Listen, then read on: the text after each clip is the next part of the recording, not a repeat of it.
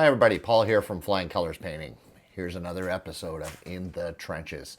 And this podcast deals with running a small business, and it's kind of a log of how my business is going and an update on what I've learned. And, you know, I get asked occasionally, it's like, oh, why do you do these podcasts and how do you structure your podcasts? And I really don't have a lot of structure itself. I'll come up with a couple of topics that I want to talk about, but realistically, it's an experience of life. So, you know, what have I done? What was it like for me before, and what did I have to change, and what's it like now? You know, and how do I go about putting some stuff into place to make it not repeat itself? This business and life is a lifetime journey. Fucking up and making changes around that is how you learn. Let me give you an example of that. For years and years and years, and I would do this, I would make a contract for the painting of somebody's house. And we'd sign the contract. It's like, yeah, it's going to be $8,000 to paint your house, including the doors and baseboards and such. And then it was like, well, what colors did you have in mind to paint? And the designers were really big on Chantilly lace, was popular and still is. And it's an off-white. It's got some yellow background, but it's a very high reflective white.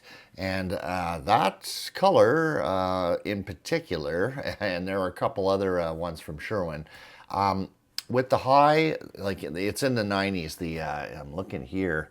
It's 93 is what the LRV value is on that. And what that means is that the base that's on it is a high reflective base, which means it's not a very thick base, very thin, and it's opaque. So it's very thin. It doesn't hide an existing color that's darker. And in turn, I've had to paint a house 4 to 5 coats with Chantilly lace in order to learn, in order to cover properly, I should say. And you know what? I did that for years, years and years and years. I can remember back. It just that kept on repeating itself, and I wasn't putting into place anything to prevent that shit from happening. So, you know, how did I learn? I learned by paying out. I remember one job in Canada. We did this lady's house, Chantilly lace everywhere, and she also wanted Chantilly lace on her in semi-gloss on all of her trim and doors and everything. And we were there like easily 4 to 5 shifts more than what I had paid for, and I think I walked out of that with about $800 in profit. And that was from me going back and forth doing paint samples and all my time, to make $800 off of like a $7,300 job. It's not worth it, and I didn't put things into place to make that repeat. And then it happened again, and then it happened again, and then it happens again. I'm dealing with a client right now. Well, I'm about to do a color consultation tomorrow with my designer, color consultant lady, Sylvie, in tow tomorrow. And I've let her know straight out to say, look, I want my LRV rating to be between 70 and 80. Anything above 80 is going to be multiple coats. The house that we're going to do is dark to begin with. So there's the color that she wants is Swiss coffee. And I think Swiss coffee is about 86 on the LRV scale, which is high. I'm going to need to prime twice and then do 2 coats. It's going to be 4 coats. And I've quoted this guy for 3 coats. And so I've got to have a conversation with him. If I can bring that LRV down to in between 70 and 80, it'll cover in two coats without an issue. Probably a prime and two coats with some of the darker colors that they have in there already. And that's how I've learned. And I do that with every. It's a simple question to ask when I'm setting up an appointment. It's like, well, okay, what color's on there now? And would you mind taking a picture of it and sending it to me? And what color do you have in mind to do? And some people will say white, and it's like, okay, well, I can tell you now, and I just give them a four. I just mention that, with these higher number levels, it's going to be extra coats, which is going to be extra money, So yeah, Swiss coffee, Chantilly lace, high reflective white is another color with Sherwin-Williams. Just horrible, horrible colors. And you know what? Anybody who's new out there or is in the painting world will repeat the exact same story about a high reflective paint bases, and I don't even know why they sell them. I guess it's something that has to do with the way the light bounces off the base color, and then the coats that are over it. I'm not really sure what's so attractive about that. I guess it just opens up smaller spaces, but there are plenty of paints out there like an off gray.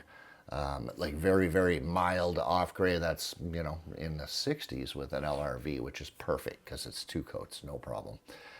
So, what it was like, what I've done to change things, and what it's like now. That's kind of how I structure this podcast. So, this time of year, and it's December the 5th today. Really, really cold out. We've got our Arctic, their polar vortex has dipped down, and we're something sitting at about -18 right now.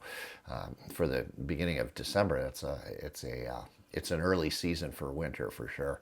But this is also the time of year that I do my master business plan for 2026. And I kind of look at 2025 and what I predicted and what actually happened. I shot for 600K this year in revenue for my business. And I did all the math and forecast what I have in the queue right now before the end of the year, and I'm going to come in probably around 265, 270, somewhere there. So significantly lower. However, this year was it was kind of a restructure year for me. I was dealing with a bunch of financial stuff in the spring, which in turn I closed my corporation and I returned. And extremely fine-tuned my company in about April. With I had a bunch of I had some full-time employees that I had, and it was like, look, I got to take back my contracts for a little bit, and so I started probably in February going out onto the jobs, having my guys in tow with me, and sort of delegating them, and that resolved a lot of the my labor issue that I was having, because my labor cost was 70-80% of the job itself was labor, which is crazy. I can't exist on that. So I got all that squared away. My gross profit right now is for this year worked out to about 83%, or sorry, 53% of gross profit, which is great. So contracts were 10 grand. I would spend 5,300 on the cost of the materials and the labor, and 47% would be for the business, and then take off the expenses off of that, like leasing my vehicles, having diamond storage, all the expenses that go along, my cell phone, any kind of software paying for, liability insurance, all that sort of stuff can come out of that. And then at the very end of the day, I believe my actual net profit was about 18%. So, which is healthy. It's a healthy business. So even though I came well short of my 600K that I had predicted, with the net profit of being 18%, I still did all right. That's after I pay myself too a salary of about 100K. So it's still healthy and it's great. This time last year, significantly less. Yes, I did. I think last year I did about 380, but the business was actually the net profit was a negative. My expenses outweighed. That included me paying myself as well last year, but I just had everything structured wrong. Full-time employees I was using subcontractors. This year I used subcontractors a lot. I have a great set of guys, Iranian guys, Sakran, and they do fantastic work. And there's some stuff that I learned as well too. I had to be very transparent in my handoff of my contract that I sold to the actual production side of things. And it was like there was a lot of walking through. There was a lot of, look, here's what we need to do here. And they learned as well too. They need to organize their guys better. They need to get more efficient. And there's some extras that were that come up after a price is negotiated at the beginning of a contract, and we're working on that to get closer to the number that I initially need to have. It's a learning curve. It really is. However, this year, so I've sat down with my master business plan a couple of days ago, and you know what? I'm shooting for 450 this year coming up. But I do have some other stuff in the works as well too.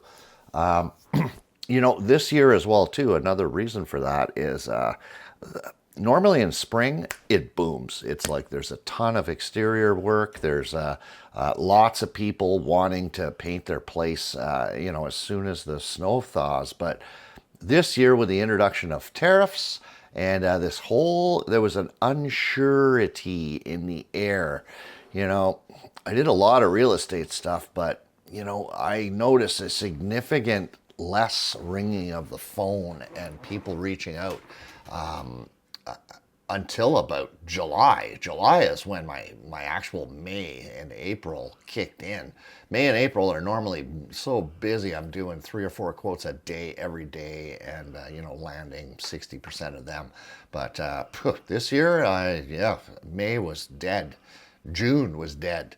For me, I think I only maybe did 10 grand in each one of those months, which is super, super low. July, I think I did almost 100K. So that's when my business started kicking in. And during that time, I was retooling a bunch of stuff. I was trying, mass emails. I put out a bunch of signs, and that all, kept everybody top of mind, my business. But, July really seemed to be the month that everybody started thinking about painting, and I need to be on top of people's mind when they think about it. So I'm doing now some newsletters that go out. I'm trying to keep in touch with my base that I have, and I've actually sent out a mass email asking for presenting a discount for winter work and stuff, and I've got a couple of replies from it and a couple of jobs out of that. So what else is new this year? I've got a Starbucks coming up in Pembroke next week. No, sorry, not next week, the week after. And they're these rehabs that they're doing to existing Starbucks is all night work. So they close at 9. We work till 4:30 in the morning. Put the store back together, and then we're there the next night. So probably 3 or 4 nights worth of work. If that, we're going to get it down to probably 2 or 3 shifts and to do that work. But that's starting. They've got 120 Starbucks that are doing this renovation at nights across Ontario. So hopefully we'll land. All I need is a small piece of that pie, and I'd be happy with 20 or 30 of them next year, which would be good.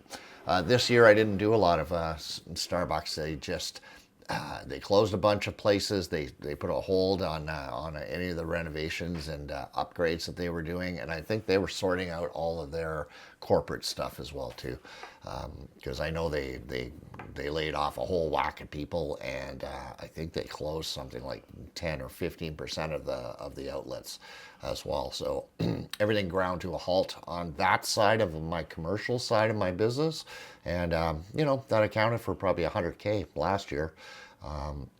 But this year, not the case. It was like, wow, why are these guys why is business so slow with these guys? And that's the reason why.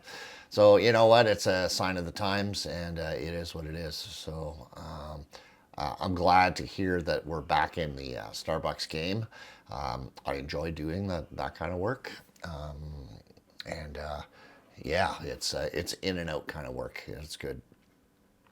So I have a plan next year to now.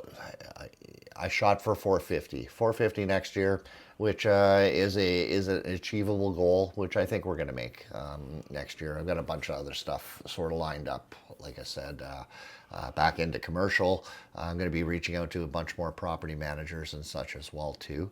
However, I am going to be paving my driveway and doing a bunch of interlock work around the front of my house. And the subcontractors that I use, Sacran, his boys have a landscaping company, and we are going to be doing our own asphalt as well.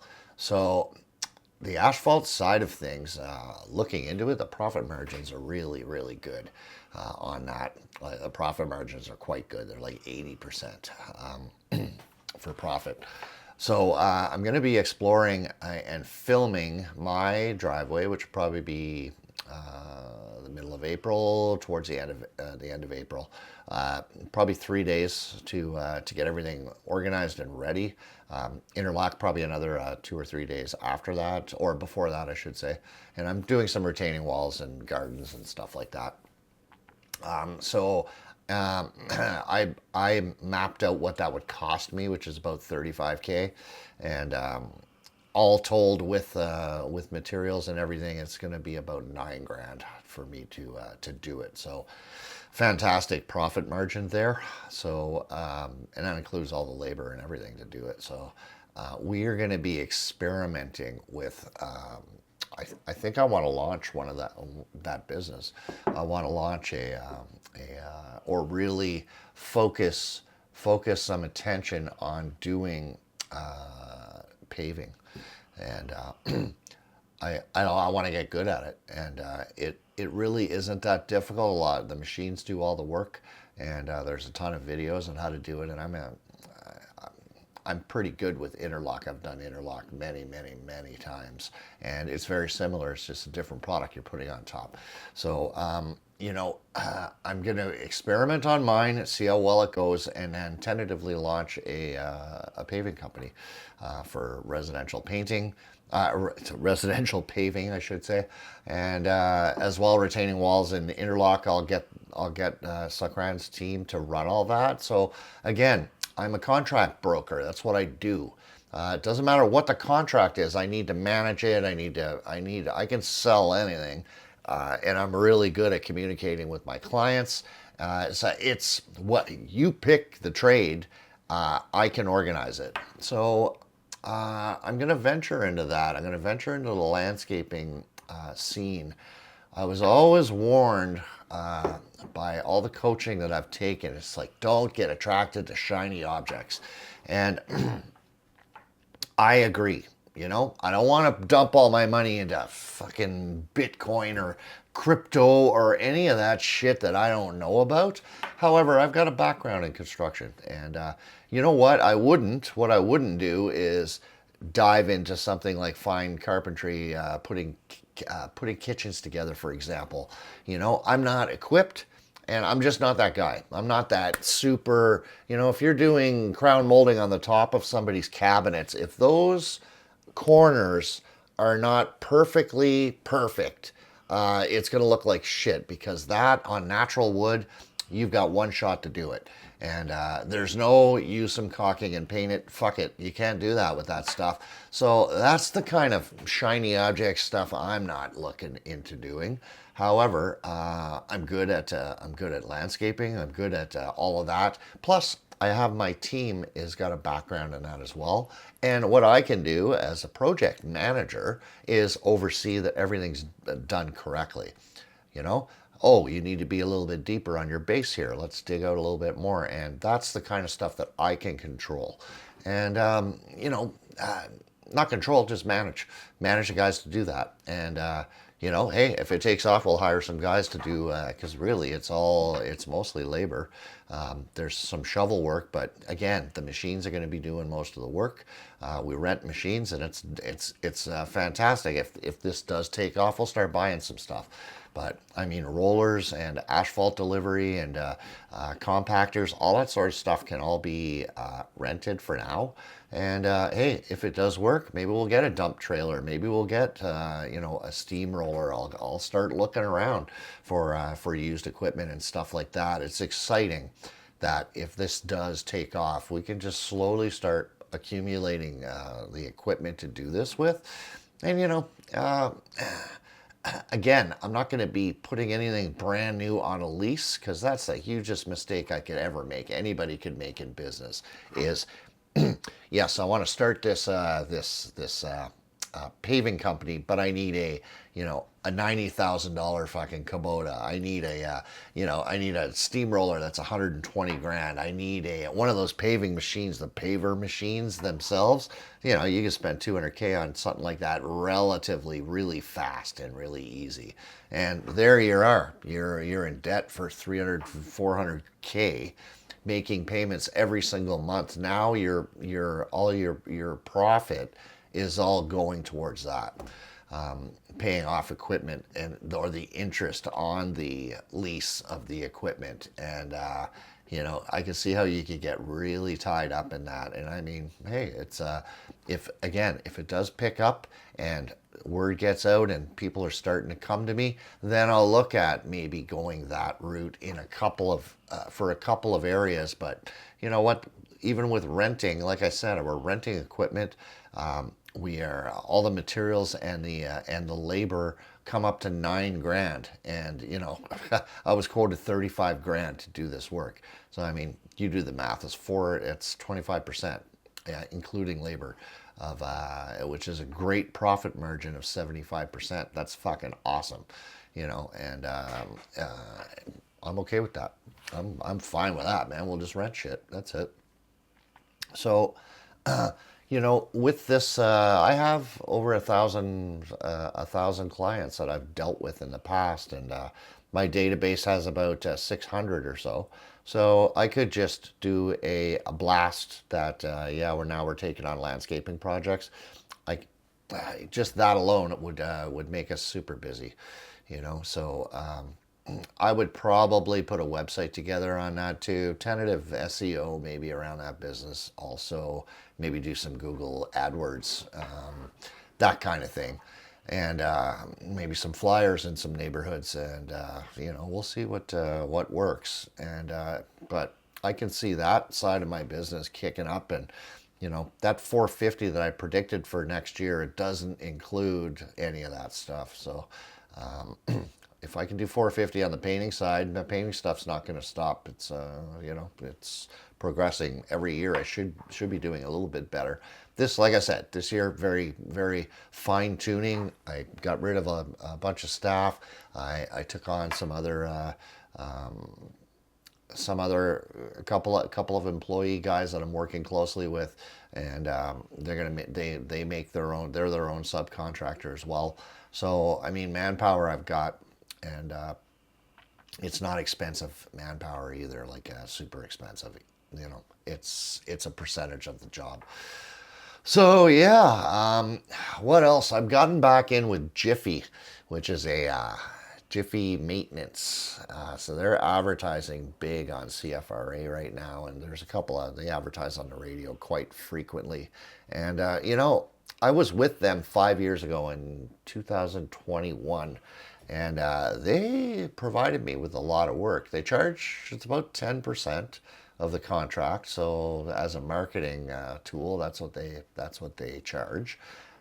However, I can charge maybe a little bit more to recoup some of that and bring that marketing charge maybe down to 7 or 6%, and I'll be happy with that.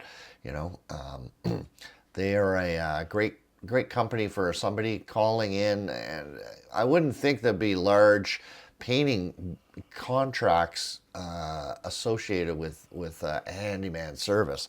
However, I can recall and look back at 2021, and well, they probably accounted for maybe 60 or $80,000 worth of business, and like I said, I have the manpower that I can just send somebody over to do some work for somebody, and just charge them by the day. So I'm $500 per man hour, so per man per day on an 8-hour shift. So there's my profit margins there as well too.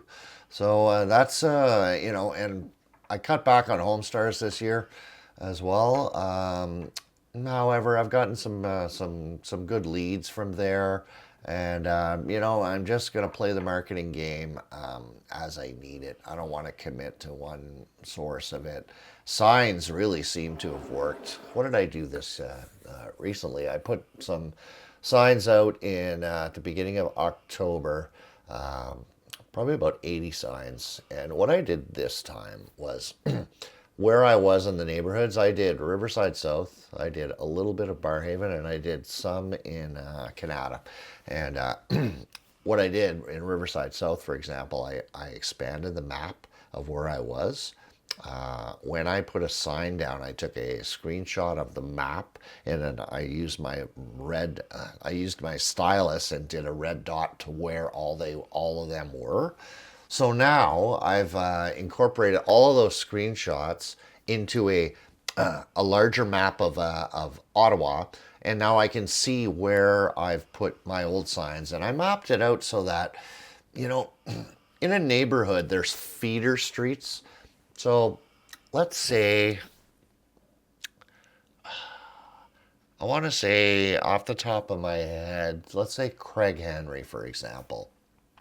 Or let's say Knoxdale Road, Knoxville, sorry, right off of Pinecrest. So Hunt Club Road feeds onto Knoxdale. So right after Pinecrest is Hunt Club, or is Knoxdale, sorry. So one of the feeder streets, obviously, is Hunt Club. It's packed and bumper to bumper traffic between probably 4 and 6, and then again in the morning it's pretty busy, big high people flowing. So I'll hit the medians there on Hunt Club, but on Knoxdale, for example, I will do Knoxdale. I will do the little dome that's there. I'll park there and then do some stuff around getting into that neighborhood. And then if I want to target a specific neighborhood off of Knoxdale, there's a bunch of streets that go off of it. I can just put one sign going into the neighborhood. So now they've seen my sign 3 or 4 times getting to their house. So I'm thinking logically on that side of things, and I can. The way I did it before this time with taking the pictures and stuff was I was just, this looks like a good spot to have it. Now, I wasn't looking at the big picture map of, okay, here's the streets that are like the ring streets, and here's the into the neighborhood kind of streets. So, and here's the main feeder roads that go from it, either Greenbank, Woodruff, Merivale, Fisher, all those big main arteries that get you into the neighborhood that you're living at, so people's houses targeting. So, I want to, let's say if I'm on Fisher, off of Fisher, there's a neighborhood I want to target, then maybe Baseline Road's a good place to have a couple. So is Fisher. So is Meadowlands and Fisher. I could put some signs and stickers on all the stop signs there. I'm thinking strategically there, and especially stickers, man. The more stickers I put out, stickers don't come off like a sign does. You know, you're not mowing a grass on a pole. You know, you mow the grass on a median, they're gonna rip out your sign. So most signs have a shelf life of maybe 2 weeks, maybe. But you know, some of the ones I have on Hunt Club are all frozen in right now. It's perfect. I drive down Hunt Club. It's like, yeah, there I am, there I am, there I am. You know, and it's what a good feeling when you're just booting around and you get to see your own signs working their magic. So it's a, you know, and these signs cost me $600 for 100 of them. So they're $6 a piece, double sided and in color. So you know, my signs are yellow to begin with, yellow bags with black writing and then red on the top. So and they're both sided. They're double sided as well too. So they're great. I've been using them for years. I don't go bananas with them anymore because they, you know, again, I got stung with getting fined for a couple of them, and it cost me like $350 in the court. The judge said, "Don, I don't want to see you in here again." So that's like, hey, look, you know. And but I was the only one to get a fine like that, you know. I was constantly getting calls. It depends on you learn as to where not to put them. Certain areas in Barrhaven they don't like signs, you know. However, until I get told, oh yeah, you know, bylaw will call me and say, yeah, you got to take those signs down. And you know, you can try and get specific as to which ones they're talking about, but generally it's like, yeah, everywhere you put them. You know, sometimes they're saying that, but you know, overall, that's a good in your mind kind of medium for promoting my business. So you know, people do think of me, and my SEO is still on page 4, and you know, I looked into ways of fixing that, and it's talking about backlinks and me having other links on other websites, and it's just like I don't even know how to go about doing that. Maybe I need to get an SEO guy, but it's $1,000 a month, and I'm not going to see any results for at least 6 to 8 months. So we're talking $6,000 to $8,000. However, that would pay for itself relatively quick if I was towards the front page. If I was even on, you know, the bottom of page 1 or the top of page 2, you know, it would only take one job to really, you know, 2 jobs, 3 jobs to get back up to par, and to make that worth it. So, and that SEO would be good for, you know, it's a one shot one shot fee as well too. So you know, when somebody hears, and especially when I hear, and I've had a $260,000 or $70,000 year that I got to spend $8,000 on SEO that's not going to pay for itself until maybe 8 months from now. Maybe it'll work. I'm very hesitant, but I know from the past that you gotta spend money to make money. You know, originally I dumped 10 grand into my website. That was 11 years ago, thereabouts.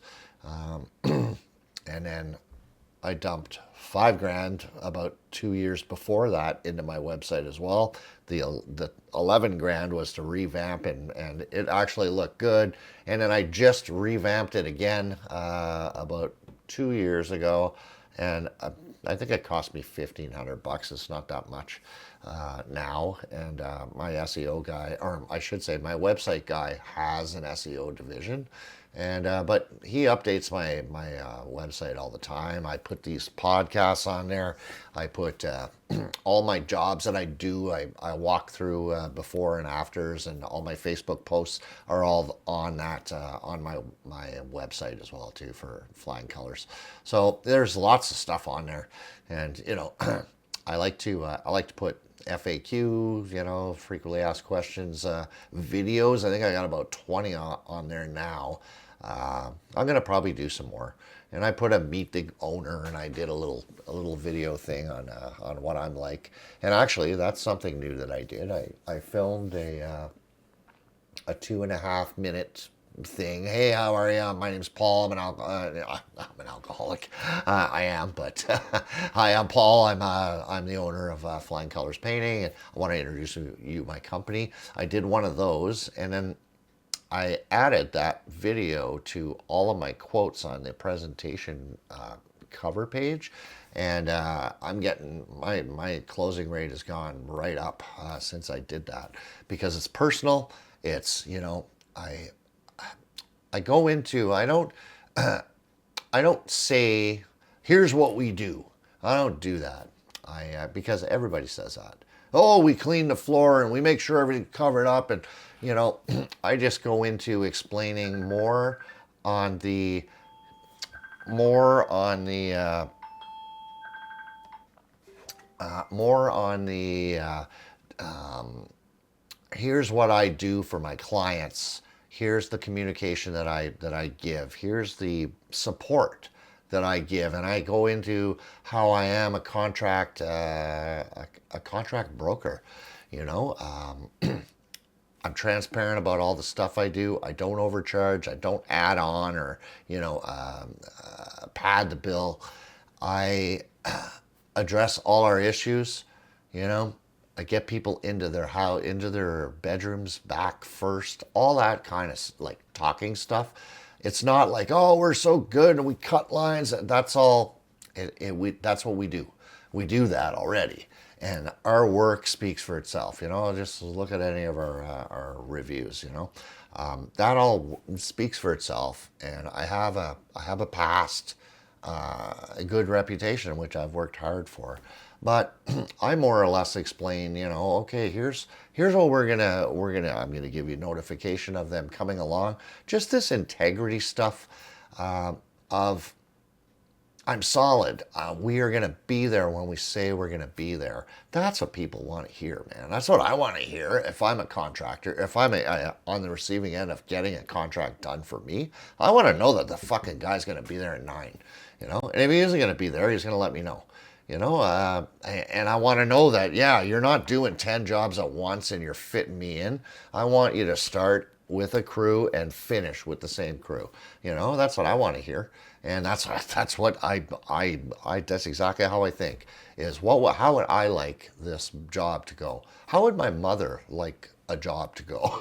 Because I put people in that way, and it's like, it's not, how much money can I get from somebody? It's how can I help this person? And how can I make it efficient? Because if we're not efficient, what the hell are we? If I can't be relied on and counted on, then what good am I? What's the purpose of even having a business, to get, who wants to create? I don't need any more trouble in my life. I don't need trouble in my life. I want a nice, smooth existence. So does everybody. So does somebody who's trying to paint their house. Man, their house is upside down. It's the fucking chaos. I'm here to smooth all that shit out, and that's what I sell. And that's what I focused on in this little video that I put together. And believe me, man, it's like, hey, this guy knows what he's talking about. I like where this guy's coming from. That's what I want people to say. And it's a good thing. It really is. So that's about, you guys are caught up, I got a pretty big, couple of big jobs coming up as well too. So, my season's still, it's a little bit slower than it used to be. But it's busier than it was this time last year for sure. Christmas is coming. I haven't really done any advertising around Christmas. Maybe I'll throw something together this week and maybe run a special or something. But at any rate, this is Paul signing off, and I'm in the trenches with you. And I'll put another episode together in a couple of weeks. Till then, enjoy your Christmas, maybe a little bit after Christmas and for the new year. So enjoy your holidays, and keep your stick on the ice. Thanks.